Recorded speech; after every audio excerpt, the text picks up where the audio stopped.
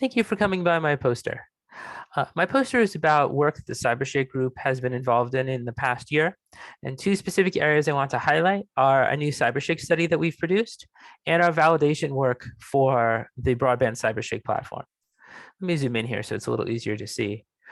I'll first talk about our new study, study 2112. What's different about this study is that instead of using an earthquake rupture forecast derived from USRF2, as we have in our previous studies, we use the RSQ Sim earthquake simulator to generate a catalog that was hundreds of thousands of years long for the California USRF3 fault system. And then from that catalog, we derived an earthquake rupture forecast and used that in this study.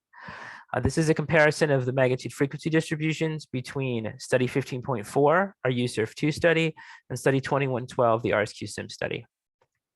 These are hazard maps from this study. You'll notice that 2 seconds in particular, we have high ground motions here in the San Bernardino area and in the Ventura Basin. We also took a look at comparisons between the ground motion distributions from this study, 2112, and the 15.4 USRF2 study, and compared them both to the ASK 2014 distribution in the black curve here. We see the distribution from the RSQ Sim study fits much more closely. We also looked at comparisons between the RSQ Sim study and the USRF2 study, and we see the RSQ Sim study has results that are quite a bit higher, particularly here at 2 seconds. We were interested in investigating the impact of modifying the RSQ Sim frictional parameters.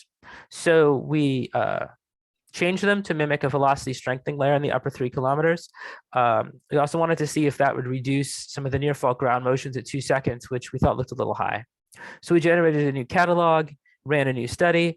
These are the results from that study, and we can see that it brings the 2-second hazard down, the 3-second hazard up a little bit, and we get results which are much more kind of consistent compared to the previous study in this region. We still get a good distribution when compared to ASK 2014. And so this is very exciting, right? This gives us encouragement to continue using this approach where we're able to combine simulation-based ERFs with CyberShake. The other area I want to talk about is our validation work, comparing broadband CyberShake to historic observations. Broadband CyberShake, just to remind you, is when we take the low frequency deterministic CyberShake up to 1 Hertz. We combine it with stochastic results from the SCEC broadband platform up to 50 Hertz to generate broadband seismograms. What we did is we selected 3 historic earthquakes, Northridge, Chino Hills, and Whittier.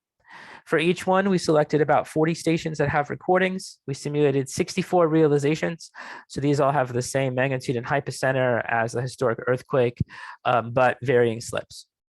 And what we wanted to do is not necessarily match the recordings directly. We know we can do that, especially in the low frequency if we tweak the source, but rather make sure that across this parameter sweep of 64 realizations, are we getting reasonable results? And overall, we see that we do. These purple plots are goodness of fit results aggregated over all stations and all realizations. The top row here is the 3D broadband CyberShake results compared to the 1D broadband platform. See that our results are comparable to or slightly better than the BBP, especially at these longer periods. You'll notice that the Chino Hills results, generally speaking, seem worse. That's because we use the Chino Hills rupture model from the broadband platform. We think that fault surface is a little too large, so the stress drop is too small, and we end up with ground motions that are too small in the simulations. So we're planning to go back and try modifying the fault surface for that. We also have plots here of kind of the best CyberShake realization if you want to see how good it can do using just these random realizations. I also have comparisons here to the NGA West 2 GMMs. And again, we see the CyberShake results are a little better than we see with the GMMs, which is very encouraging. The goal of this, right, is to show that broadband CyberShake produces reasonable results.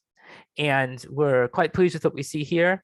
Our next steps are to try additional historic earthquakes, and then we plan to move on and calculate a CyberShake hazard map for Southern California broadband by the end of the year. Well, thank you very much for coming by. If you have any questions, please contact me.